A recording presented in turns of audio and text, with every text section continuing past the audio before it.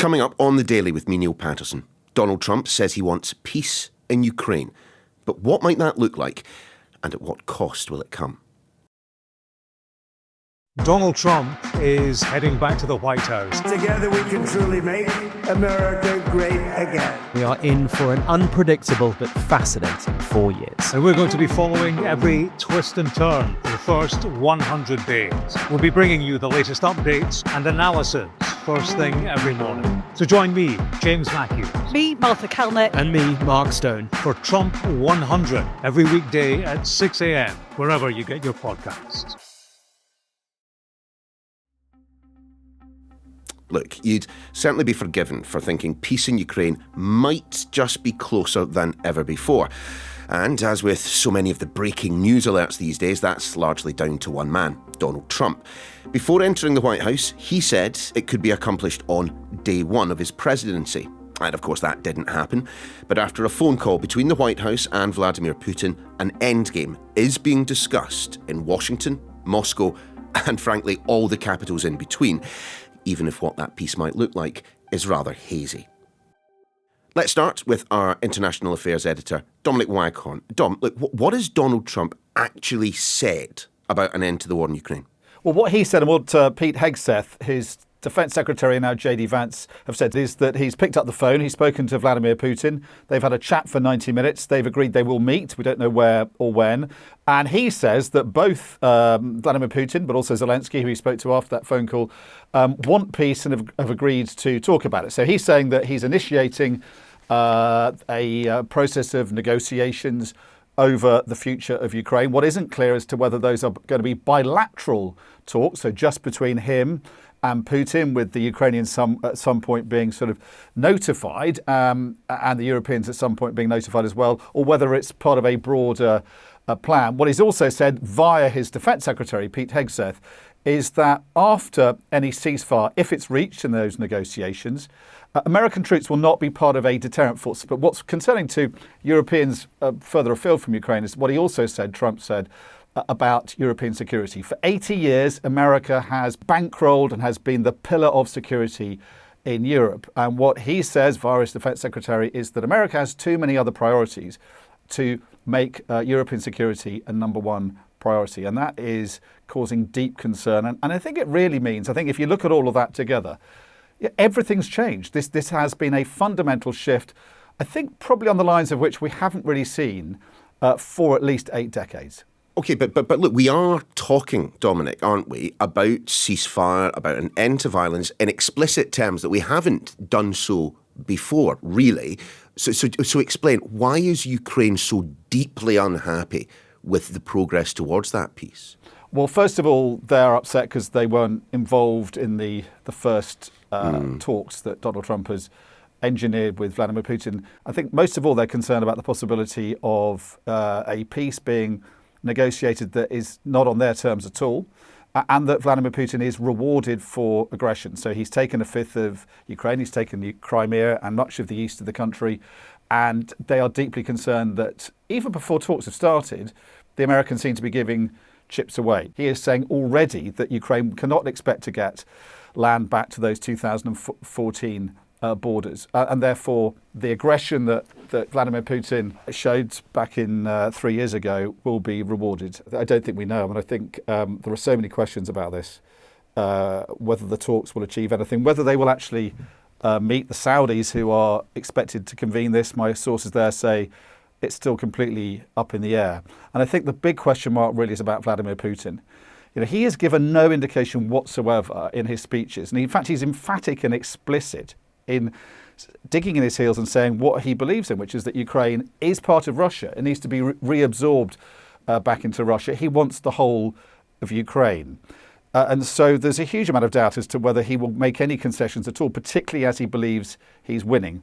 If he does give concessions, will they simply be to bring about a kind of stopgap ceasefire, as I say, that will allow him to go back and build more tanks, pump out more shells, and then come back and attack the Ukrainians again in a few years' time? Is it beyond the realms of comprehension that actually that they could come to an agreement, that there could be a deal struck, but one which doesn't involve the voices from Ukraine and other European nations? I think it's very hard to see a way where there could be a peace deal done that does not involve Ukraine, because it's the aggrieved party in this conflict, and that doesn't involve the Europeans. And I think it's hard to see how you could have a ceasefire imposed upon them unless Donald Trump was to threaten such swingeing sanctions and punitive action that they'd have no choice. But the way I think people are expecting this may unfold is Donald Trump has a meeting with Vladimir Putin.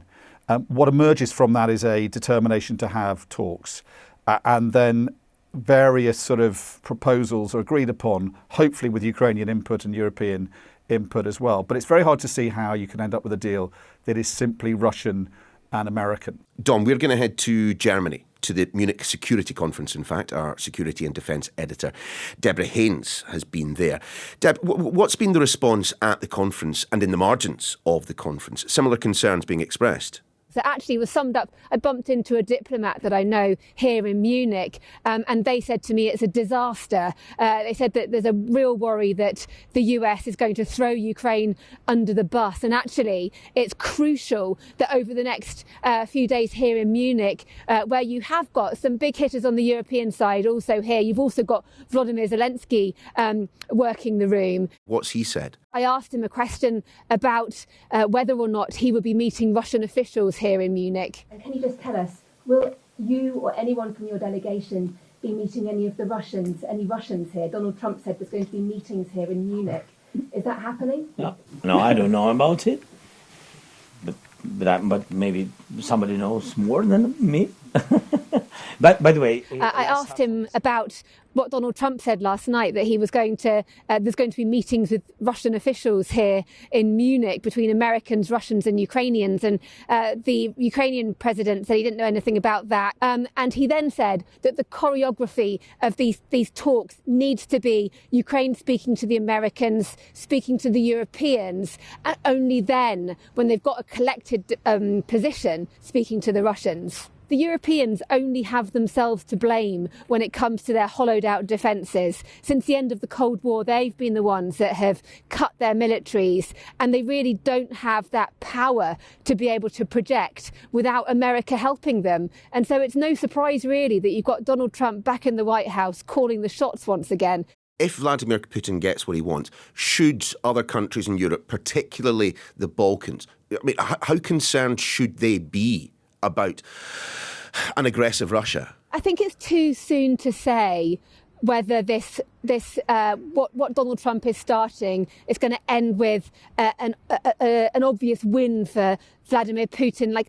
I don't get the sense from talking to officials on the sidelines here and also back in Brussels that they believe that Donald Trump is really going to cut some, appeasement deal with Russia. So it really does depend on what actually it looks like. So I think it's a bit too soon to see. I mean, we need to see what the deal looks like. But yes, of course, there is a real concern that if some kind of victory is handed to Vladimir Putin, if Vladimir Putin is rewarded for his aggression, then other countries are going to be very worried that they might be next. And actually, Zelenskyy did just also say that he believes that Russia is bringing together something like 150,000 more troops, readying in Belarus, potentially to be used against Ukraine or maybe against Poland or maybe against the Baltics next year. I mean, this is pretty urgent.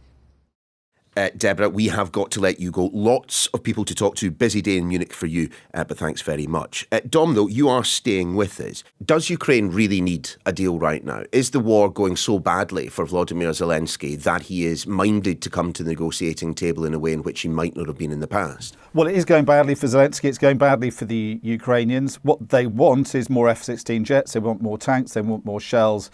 But their fundamental problem they have is manpower. So the Institute of International Strategic Studies this week came out with its military balance. It looks at what and who is spending what on weapons. And their analysis is that the Russians are in trouble in terms of materiel, so that's equipment. So they've lost 1,400 tanks in the last year. They've lost a lot of infantry fighting vehicles, and they can't keep up with the demand. They're getting a lot of shells from the North Koreans, but in terms of just equipment, vehicles, they are in trouble. But the Ukrainians are the opposite. They are really in trouble in terms of manpower. We still don't know quite what their casualty figures are, but they're losing a lot of men and it's very hard for them to keep up. So the Ukrainians do need a ceasefire. But from their point of view, a ceasefire that only buys time for the enemy, that allows Putin to get over all the losses of tanks, to pump out a lot more, and therefore in 2 or 3 years of peace, that war economy could pump out a lot more tanks, a lot more shells, a lot more infantry fighting vehicles. Thanks, Dom. We are back with Dominic in just a moment, where we'll be discussing what next for NATO. Donald Trump is heading back to the White House. Together we can truly make America great again. We are in for an unpredictable but fascinating 4 years. And we're going to be following every twist and turn for the first 100 days. We'll be bringing you the latest updates and analysis first thing every morning. So join me, James Matthews. Me, Martha Kalnick. And me, Mark Stone. For Trump 100, every weekday at 6 a.m, wherever you get your podcasts. Dominic Waghorn, our international affairs editor, is on the podcast as Western allies try once again to work out what Donald Trump means, specifically on this occasion when he says he wants peace in Ukraine, as well as trying to divine what might happen next with NATO. Dom, the reason for this question is I'm hearing people are now actively talking about the United States leaving NATO. I mean, could that happen? Is this genuinely a live question? I think there are lots of live questions at the moment about America's place in the world. I think if you're Europe, it is sinking in now that the Pax Americana that has kept the world safe and prosperous for 80 years is now in great jeopardy. I think Europeans are asking themselves, who is the more unpredictable potential partner? Is it Donald Trump, who has ripped up and done a lot of damage in a couple of weeks?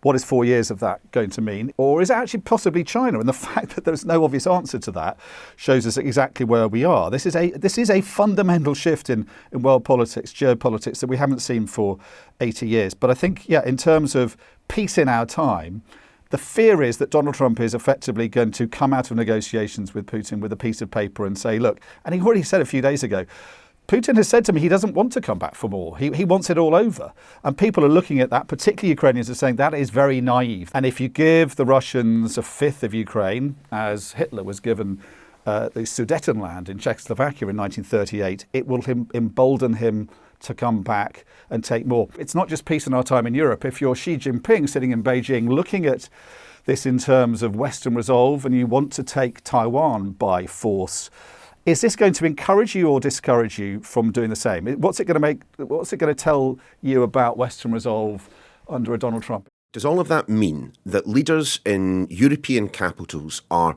more or less likely now to stand up to Donald Trump? I think that's the debate going on. And I think it's not just in Europe, it's at the UN level. This is a president who seems to be quite capricious. He seems to be quite vindictive. He seems to want to use tariffs as sort of bully boy tactics. There's this kind of sense of elastic being stretched across the Atlantic between American values under Donald Trump and European values, not just on the war in Ukraine, but on Gaza, on climate change, on tariffs, on the way America should operate in the world, and the way America deals with its own federal government as well. And I think what we've seen so far is just a hope that this isn't going to get as bad as we think it might do in terms of policymakers. And I think we're now beginning to see the beginnings of European leaders waking up to the fact that they're going to have to stand up to Donald Trump. If you're Keir Starmer, he's now saying that the path for Ukraine to eventually joining NATO is irreversible. That is in stark contrast to what Donald Trump has said. I think the concern for European leaders is that's going to put them in a difficult position. But what's more important, is it the economy or is it your principles and values and the way you see your country operating in the world?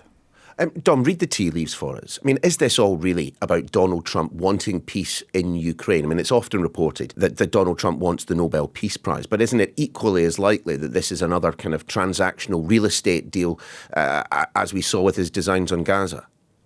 Yeah, I think the fear is that this is an American president who is shallow. He's looking for photo opportunities. The talk of him wanting another kind of Yalta with meeting with Vladimir Putin and Xi Jinping, is that just because he thinks that's going to be good telly? Is it going to make him look good?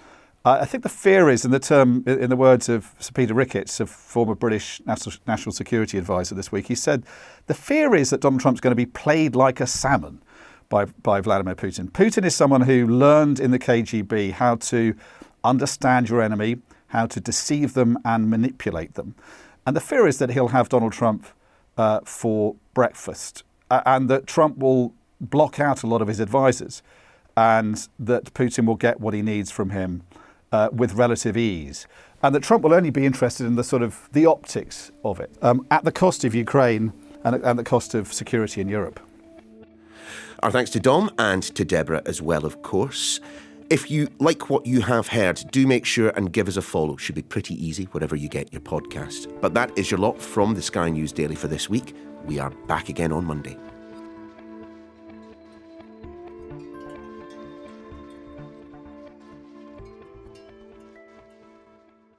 Donald Trump is heading back to the White House. Together we can truly make America great again. We are in for an unpredictable but fascinating 4 years. And we're going to be following every twist and turn for the first 100 days. We'll be bringing you the latest updates and analysis first thing every morning. So join me, James Matthews. Me, Martha Kalnick. And me, Mark Stone. For Trump 100 every weekday at 6 a.m, wherever you get your podcasts.